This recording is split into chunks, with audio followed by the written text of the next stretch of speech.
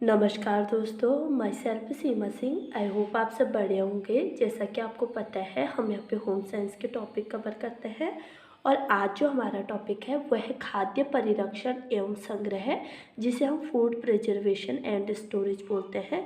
तो हम देखेंगे कि फूड प्रिजर्वेशन क्या होता है और हमें इसकी आवश्यकता क्यों होती है, क्यों हमको ज़रूरत पड़ती है फूड को प्रिजर्व करने की। ये सारी चीज़ें हम देखेंगे और फूड प्रिजर्वेशन की आवश्यकता क्या है, ये सारी चीज़ें जानेंगे। ठीक है, तो पहले हम देखेंगे कि खाद्य परिरक्षण की परिभाषा क्या है, किसको हम खाद्य परिरक्षण बोलेंगे, हमें आखिर जो फूड है उसको किससे सुरक्षित रखना है, इन सारी चीज़ों को हम देखेंगे। तो सबसे पहले हम देखेंगे कि खाद्य परिरक्षण की परिभाषा क्या है। खाद्य परिरक्षण की परिभाषा क्या है, हम दो परिभाषाओं के अनुसार खाद्य परिरक्षण या फूड प्रिजर्वेशन को समझेंगे। तो जो पहली परिभाषा है उसके अनुसार जो भोज्य पदार्थों के मूल आकार, किस्म एवं रूप को परिवर्तित करके या अपरिवर्तित किए बिना ही उनके पोषण मूल्यों को यथासंभव बनाए रखते हुए बिना विकृति के दीर्घकाल तक सुरक्षित रखने की विधियाँ एवं तकनीकों ही खाद्य परिरक्षण कहते हैं। जो पहली परिभाषा के अनुसार हम समझ रहे हैं कि खाद्य परिरक्षण या फूड प्रिजर्वेशन हम किसको बोलते हैं, जब भोजन के आकार, जो उसका मूल आकार है, वास्तविक आकार है, और जो उसकी किस्म है, किस वैरायटी का है, उसके रूप को या तो हम परिवर्तित करेंगे या बिना परिवर्तित किए ही उसके पोषण मूल्यों को यथासंभव, जो उसका पोषण मूल्य है उसमें कोई चेंज नहीं होगा, जो उसका पोषण मूल्य है उसको यथासंभव बनाए रखते हुए बिना विकृति के दीर्घकाल तक सुरक्षित रखने की विधियाँ एवं तकनीकों खाद्य परिरक्षण कहते हैं।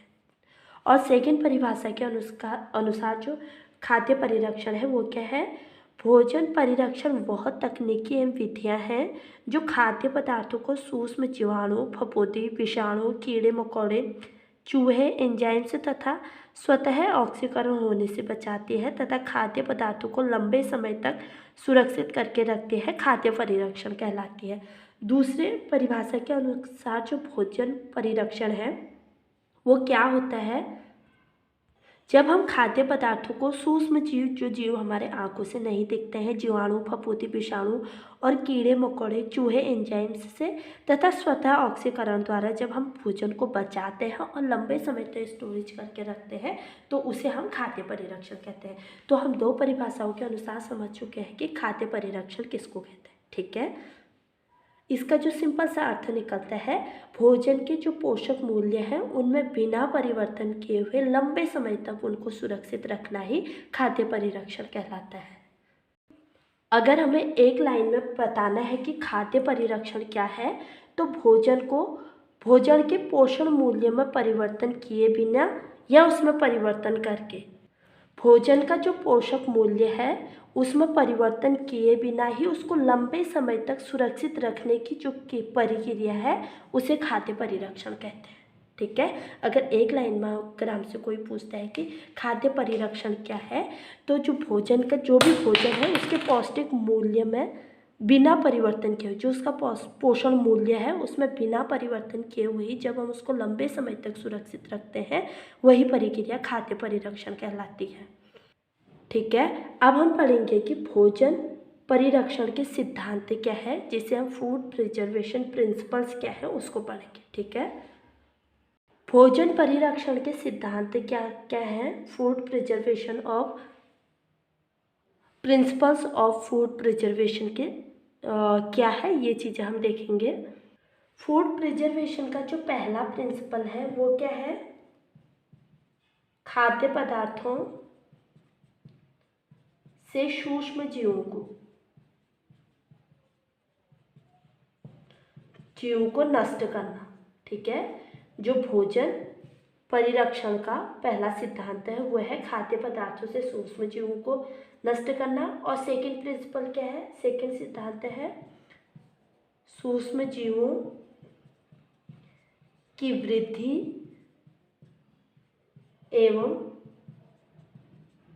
क्रियाशीलता को बनाए रखना, क्रियाशीलता को रोकना। ठीक है, जो सूक्ष्म जीव हैं उनकी वृद्धि एवं क्रियाशीलता को रोकना, ये सेकंड प्रिंसिपल है। और थर्ड प्रिंसिपल क्या है, भोज्य पदार्थों को सूक्ष्म जीवों से दूर रखना, सूक्ष्म जीवों से दूर रखना, ये थर्ड प्रिंसिपल है। और फोर्थ प्रिंसिपल है भोज्य पदार्थों में स्वयं होने वाली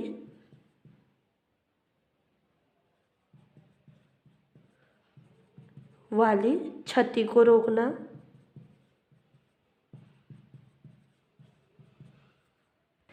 फिफ्थ है भोज्य पदार्थों में उपस्थित एंजाइम्स को निष्क्रिय करना, निष्क्रिय करना। और सिक्स है भोज्य पदार्थों में यांत्रिक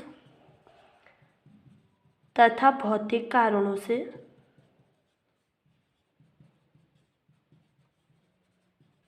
होने वाली क्षति को रोकना, होने वाली क्षति को रोकना। ठीक है, यह है सिक्स प्रिंसिपल। भोजन परिरक्षण के सिद्धांत क्या क्या है? जो पहला सिद्धांत है वह है कि खाद्य पदार्थों से सूक्ष्म जीवों को नष्ट करना। जो हमारे भोजन में सूक्ष्म जीव होते हैं उनको हम नष्ट कैसे करेंगे, पहला सिद्धांत ये है। सेकंड सिद्धांत है सूक्ष्म जीवों की वृद्धि एवं क्रियाशीलता को रोकना। और थर्ड सिद्धांत क्या है, भोज्य पदार्थों को सूक्ष्म जीवों से दूर रखना। फोर्थ है भोज्य पदार्थों को स्वयं होने वाली क्षति को रोकना। और फिफ्थ है भोज्य पदार्थों में उपस्थित एंजाइम्स को निष्क्रिय करना। जो हमारे भोज्य पदार्थ होते हैं उनमें कुछ एंजाइम्स होते हैं जिनके कारण वो स्वतः खराब होने लगते हैं। ठीक है, और सिक्स है यांत्रिक तथा भौतिक कारणों से होने वाली क्षति को रोकना। ठीक है, जो हमारे भोजन है वो या तो यांत्रिक या भौतिक कारणों से होने वाली क्षति को हम कैसे रोकेंगे, ये सारी चीज़ें हम देखेंगे। पहला प्रिंसिपल जो था खाद्य पदार्थों से सूक्ष्म जीवों को नष्ट करना, इससे हम कैसे करेंगे, ताप द्वारा। जब हमारे भोज्य पदार्थ पर सही मात्रा में ताप होगी तो उसके द्वारा जो सूक्ष्म जीव होंगे वो मर जाएंगे। और दूसरा है विकिरण द्वारा। ठीक है, दूसरा है विकिरण द्वारा। और सेकंड प्रिंसिपल था कि सूक्ष्म जीव की वृद्धि एवं क्रियाशीलता को हम कैसे रोक सकते हैं। जो हमारा भोज्य पदार्थ है जब हम उसको सुखा देंगे, सुखाने से भी उसमें से हम सूक्ष्म जीवों की जो क्रियाशीलता है उसको रोक सकते हैं। और कम ताप द्वारा। ठीक है, कम ताप का प्रयोग करके, जैसे हम रेफ्रिजरेटर में कोल्ड स्टोरेज और चिल्ड स्टोरेज के माध्यम से भी हम सूक्ष्म जीवों को उपस्थित होने उनकी क्रियाशीलता को रोक सकते हैं। और थर्ड जो है भोज्य पदार्थों में सूक्ष्म जीवों से दूर रखना। थर्ड प्रिंसिपल है कि भोज्य पदार्थों को सूक्ष्म जीवों से दूर रखना हम कैसे कर सकते हैं, उनकी पैकेजिंग सही तरीके से, जैसे टिन में बंद करके रख सकते हैं भोज्य पदार्थों को। इसके अतिरिक्त उनको थैलियों में अच्छे से रख सकते हैं। थैलियों का उपयोग करके भी हम भोज्य पदार्थों को दूषित होने से बचा सकते हैं। भोज्य पदार्थों में जो स्वतः होने वाली प्रक्रिया होती है, इसमें हम क्या कर सकते हैं, जो भोज्य पदार्थ है परिरक्षण का जो प्रिजर्वेशन मेथड है इसका उपयोग करके भी हम भोज्य पदार्थों को क्या कर सकते हैं, उपयोग करके भोज्य पदार्थों को खराब होने से बचा सकते हैं। और फिफ्थ नंबर पे है भोज्य पदार्थों में उपस्थित एंजाइम्स को कैसे निष्क्रिय कर सकते हैं। भोज्य पदार्थों में जो उपस्थित एंजाइम्स है उसको ब्लीचिंग के माध्यम से हम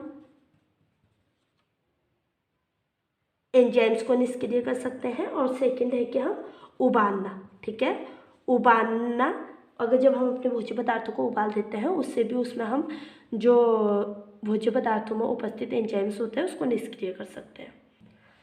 जो 6 नंबर पे है यांत्रिक तथा भौतिक कारणों से होने वाली क्षति को रोकना। इनकी पैकेजिंग हम सही तरीके से कर सकते हैं। और दूसरा क्या कर सकते हैं, जो भोज्य पदार्थों को स्टोर कर रहे हैं संग्रह सही तरीके से करना। ठीक है, तरीके से करना। इस माध्यम से हम भोज्य पदार्थों के यांत्रिक तथा भौतिक कारणों से होने वाली क्षति से उनको बचा सकते हैं, उनके पैकेजिंग को अच्छी तरीके से करके और उनका जो संग्रह है, उनका स्टोरेज जो है उसको अच्छी तरीके से करके। ठीक है, अब हम देखेंगे कि भोजन खराब होने के कौन कौन से कारण हैं।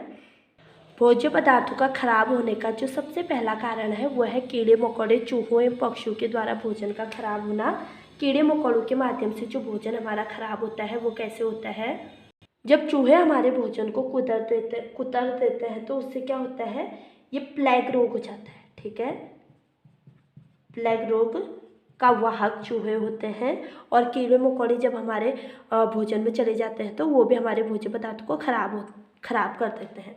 और इसके अतिरिक्त हमारा भोज्य पदार्थ कैसे खराब होते हैं, पक्षियों के द्वारा, जैसे जो चिड़िया विड़िया है, अगर जो वो हमारे भोज्य पदार्थ में चले जाते हैं तो उसको खराब कर देते हैं। ठीक है, पहला कारक है भोज्य पदार्थों का खराब होने का कीड़े मकोड़े चूहों एवं पक्षियों के द्वारा नष्ट होना। अब हम देखेंगे कि सेकंड कारक क्या है।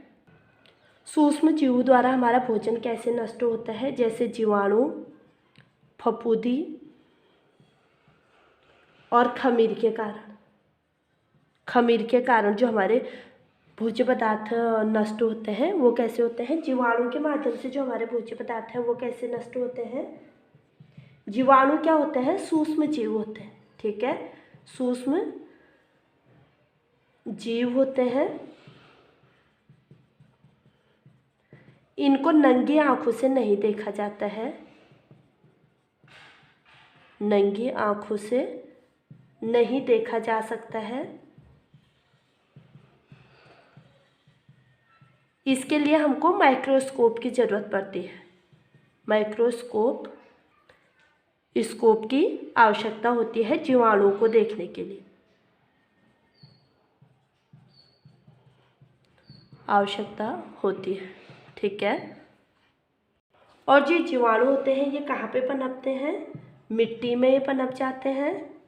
इनका जो उत्पत्ति स्थान होता है वो मिट्टी होता है, हवा होता है और पानी होता है। ठीक है, इसके अंतर्गत कौन कौन से जीवाणु आते हैं, साल्मोनेला जीवाणु आते हैं, साल्मोनेला समूह के जो जीवाणु हैं वो आते हैं। और इसके अतिरिक्त क्या आते हैं, बोटुलिज्म समूह के आते हैं, बोटुलिज्म समूह। और थर्ड आते हैं स्टेफिलोकोक्काई समूह के जीवाणु के अंतर्गत। ठीक है, और फोर है स्टेफिलोकोक्काई समूह। फिफ्थ है क्लाइस्ट्रीडियम वेलकोट। ठीक है,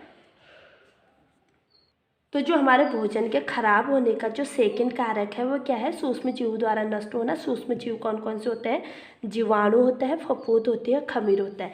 जीवाणु के द्वारा हम पहले जीवाणु देखेंगे, जीवाणु के द्वारा हमारे भोज्य पदार्थ कैसे खराब होते हैं। सूक्ष्म जीव होते हैं, जो जीवाणु होते हैं ये सूक्ष्म जीव होते हैं, इनको नंगी आंखों से नहीं देखा जा सकता है और इसके लिए हमको माइक्रोस्कोप की आवश्यकता होती है। और ये जीवाणु कहाँ पे पनपते हैं, मिट्टी में, हवा और पानी में पनपते हैं। ठीक है, और जो जीवाणु होते हैं इसके अंतर्गत कौन कौन से आते हैं, साल्मोनेला समूह आता है, बोटुलिज्म समूह आता है, स्टेफिलोकोक्काई आता है और स्टेफिलोकोक्काई, एक ही बार आएगा, दो बार लिख दिया, स्टेफिलोकोक्काई। और फिफ्थ है क्लाइस्ट्रीडियम। ठीक है, फोर्थ हो गया क्लाइस्ट्रीडियम। पहले हम देखेंगे कि जो साल्मोनेला समूह है वो क्या है, वो जीवाणु कैसे पनपते हैं और वो हमारे भोजन को कैसे दूषित करते हैं और साल्मोनेला समूह के जीवाणु के कारण कौन कौन से रोग होते हैं। जो साल्मोनेला जीवाणु होते हैं इनके कारण टाइफाइड और डायरिया रोग फैलता है। ठीक है, तो जो साल्मोनेला जीवाणु है इनके कारण टाइफाइड और डायरिया रोग फैलता है। अब हम देखेंगे कि बोटुलिज्म समूह के जीवाणु क्या होते हैं। जो बोटुलिज्म समूह के जीवाणु होते हैं ये क्या होते हैं, ये बैक्टीरिया बोटुलिनम क्लोस्ट्रीडियम तथा एनाराब होते हैं। ठीक है, बोटुलिज्म समूह के जो जीवाणु होते हैं ये बैक्टीरिया जो होते हैं ये बोटुलिनम क्लोस्ट्रीडियम तथा एनाराब होते हैं। ये जीवाणु क्या करते हैं, भोजन में बदबूदार गैस उत्पन्न करते हैं। जब हमारे भोजन जब खराब हो जाता है उसमें से जो बदबू आती है वो किसके कारण आते हैं, बोटुलिज्म समूह के जीवाणु के कारण आते हैं, क्योंकि ये हमारे भोजन में एक बदबूदार गैस उत्पन्न कर देते हैं।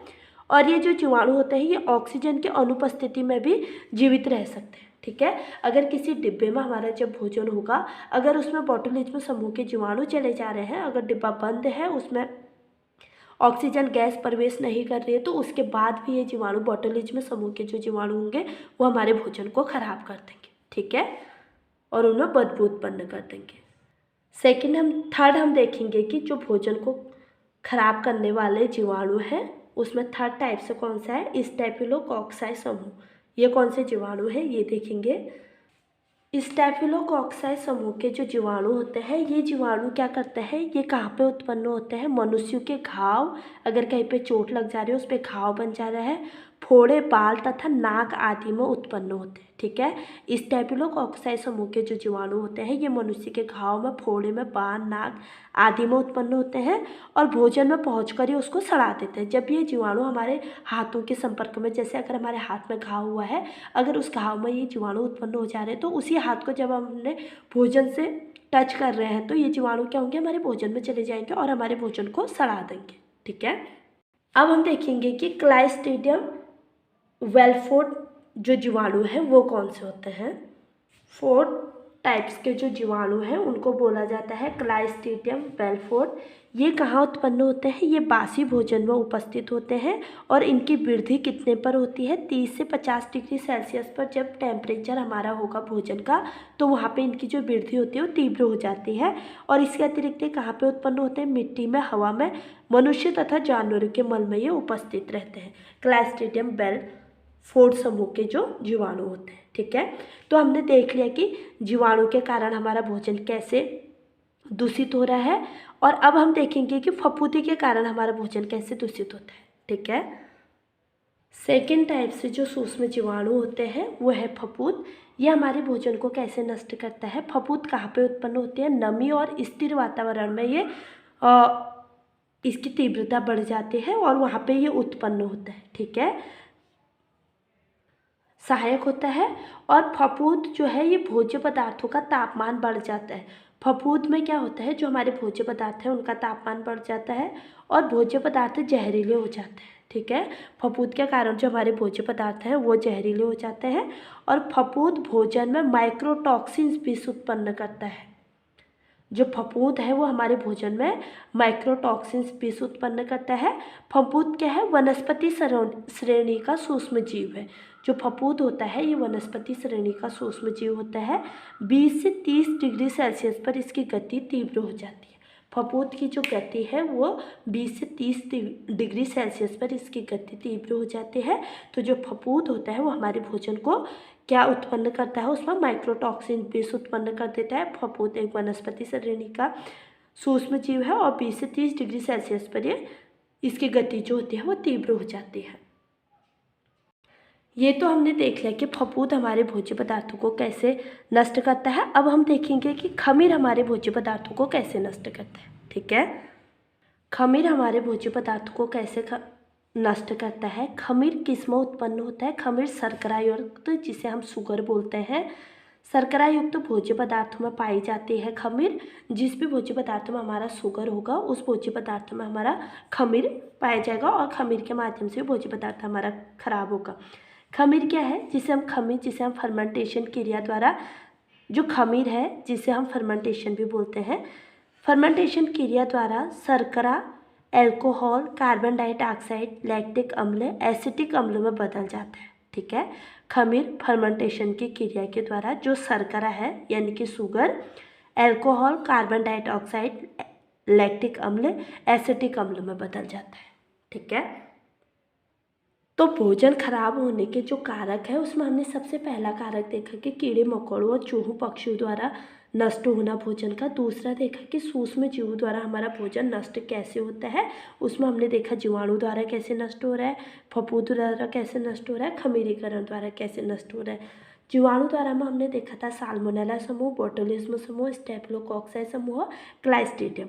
खमीर में हमने देखा था कि जो खमीर होता है ये वनस्पति जगत का सूक्ष्म जीव होता है और 20 से 30 डिग्री सेल्सियस पर ये इसकी गति जो होती है तीव्र हो जाती है। और फफूंद जो होता है हमारे भोज्य पदार्थों में माइक्रोटॉक्सिन्स विष उत्पन्न करता है। थर्ड हमने देखा कि खमीरीकरण के द्वारा हमारा भोज्य पदार्थ कैसे नष्ट होते हैं। खमीर किससे, शर्करा युक्त, जिस भोज्य पदार्थ में शुगर होगा उस भोज्य पदार्थ में खमीर लगेगी और खमीर जिसे हम फर्मेंटेशन बोलते हैं, इसकी क्रिया द्वारा जो शर्करा है यानी कि sugar, alcohol, carbon dioxide, lactic अम्ल, एसिटिक अम्ल में बदल जाता है। ठीक है, अब हम थर्ड टाइप से देखेंगे कि तीसरा कारक कौन सा है भोज्य पदार्थों के खराब होने का। तो थर्ड टाइप से भोजन के खराब होने के जो कारण है वो कौन कौन से हैं। थर्ड टाइप से जो भोजन स्वतः कारण है भोजन का स्वतः नष्ट हो जाना। भोजन अपने आप से कैसे नष्ट हो जाता है? भोजन में उपस्थित एंजाइम्स के कारण वह स्वतः नष्ट हो जाता है। जो हमारे भोज्य पदार्थ होते हैं उसमें जो एंजाइम्स पाया जाता है उसके कारण जो हमारा भोजन है वो स्वतः नष्ट हो जाता है। जैसे फलों और सब्जियों में उपस्थित एंजाइम्स होते हैं और गर्मी में एंजाइम्स की क्रिया तेज हो जाती है। ठीक है, जो हमारे फल और सब्जियां होते हैं उनमें एंजाइम्स पाए जाते हैं और इन एंजाइम्स के कारण ही हमारे फल और सब्जियां जो होते हैं स्वतः अपने आप ही खराब हो जाते हैं। तो गर्मियों में एंजाइम्स की क्रिया तेज हो जाती है। फल और सब्जियों को सुरक्षित रखने के लिए हम किसका उपयोग करते हैं? कोल्ड स्टोरेज का उपयोग करते हैं, चिल स्टोरेज का उपयोग करते हैं और रेफ्रिजरेटर का उपयोग करते हैं। कोल्ड स्टोरेज और चिल्ड स्टोरेज क्या है ये हम आगे पढ़ेंगे। अभी बस हमें ये जानना है कि फल और सब्जियां जो एंजाइम्स के कारण नष्ट हो जा रही हैं उनको नष्ट होने से बचाने के लिए हम कोल्ड स्टोरेज, चिल स्टोरेज और रेफ्रिजरेटर का उपयोग करते हैं। ठीक है, यह है थर्ड टाइप से हम जो हमारे भोज्य पदार्थ हैं वो कैसे नष्ट होते हैं। अब हम फोर्थ टाइप से पढ़ेंगे कि फोर्थ टाइप से जो हमारे भोज्य पदार्थ होते हैं वो कैसे नष्ट होते हैं। फोर्थ कारक है भोज्य पदार्थों का खराब होने का यांत्रिक तथा भौतिक कारणों से नष्ट होना। जो हमारे भोज्य पदार्थ है वो यांत्रिक और भौतिक कारणों से कैसे नष्ट होते हैं? पैकेजिंग का सही नहीं होना। जब हमारे भोज्य पदार्थों की जो पैकेजिंग है वो सही से नहीं हो रही तो वो या तो यांत्रिक कारण से या भौतिक कारण से नष्ट हो रहे। और सेकंड क्या है? सही रसायन का उपयोग न करना। जो रसायन है अगर जब हम उसका सही से उपयोग, जो केमिकल है उसका सही से उपयोग नहीं कर रहे हैं तो उससे भी जो हमारे भोज्य पदार्थ है वो नष्ट हो जाएंगे। जैसे सॉस है, टमाटो सॉस है, उसको हमें लंबे समय तक सुरक्षित रखना है तो उसके लिए उसमें हमें सही केमिकल को डालना होगा। अगर हम उसमें सही केमिकल को सही मात्रा में और नहीं डालने हैं तो वो जल्दी ख़राब हो जाएगा। तो सही रसायन का उपयोग नहीं करेंगे तब भी हमारे भोज्य पदार्थ ख़राब हो जाएंगे। तो हमने पढ़ा कि भोजन खराब होने के कारक कौन कौन से होते हैं। सबसे पहले हमने देखा कीड़े मकोड़े, चूहे, पक्षियों द्वारा कैसे खराब होता है। सेकंड हमने देखा सूक्ष्म जीवों द्वारा नष्ट होना जिसमें हमने जीवाणु, फफूंद और खमीर देखा। थर्ड हमने देखा कि भोजन का अपने आप स्वतः कैसे नष्ट होना, जैसे वह एंजाइम्स के कारण स्वतः नष्ट हो रहे थे। और फोर्थ कारण हमने देखा कि यांत्रिक अथवा भौतिक कारणों से हमारे भोजन कैसे नष्ट हो रहा है। तो ये वीडियो जो होगी हमारी वो पार्ट 1 होगी। ठीक है, पार्ट 1 वीडियो है और पार्ट 2 वीडियो में हम देखेंगे कि खाद्य परिरक्षण की हमें आवश्यकता क्यों है, फूड प्रिजर्वेशन की विधियाँ कौन कौन सी होती है और कोल्ड स्टोरेज, चिल्ड स्टोरेज क्या होता है, ये सारी चीज़ें हम सेकंड वीडियो में देखेंगे। तो ये वीडियो जो है ये पार्ट 1 वीडियो है और जो अगले आने वाली वीडियो होगी वो पार्ट 2 वीडियो होगी। तो अगर आपको फूड प्रिजर्वेशन अच्छे से समझ आया, आपको ये वीडियो थोड़ी भी हेल्पफुल लगी तो प्लीज़ लाइक, शेयर, कमेंट और सब्सक्राइब करना ना भूलें। मिलते हैं अपने अगले वीडियो में, तब तक के लिए बाय।